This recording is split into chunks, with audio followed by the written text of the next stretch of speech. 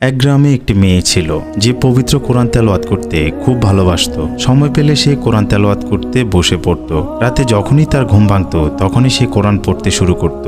এভাবে বেশ কিছুদিন যাবার পর মেয়েটি মারা যায়। আর তখনই ঘটে একটি অদ্ভুত ঘটনা। হঠাৎ একদিন রাতে মেয়েটির মা মেয়েটির রুম থেকে কান্নার আওয়াজ শুনতে পায়। তখন তিনি ভয়ে সেই ঘরে না গিয়ে পরের দিন মেয়ের বাবাকে কথাটি জানান, কিন্তু তিনি বিশ্বাস করেননি। পরের দিন রাতে তার মা আবার সেই কান্নার আওয়াজ শুনতে পান। তারপর মেয়েটির বাবাকে ডাকেন। মেয়েটির বাবাও সেই কান্নার আওয়াজ শুনে ভয় পেয়ে যান। তারপরের দিন সকালবেলা এই ঘটনাটি মসজিদের ইমাম সাহেবকে বলা হয়। ইমাম সাহেব এই ঘটনাটি যাচাই করার জন্য ওই বাড়িতে এক রাত থাকেন।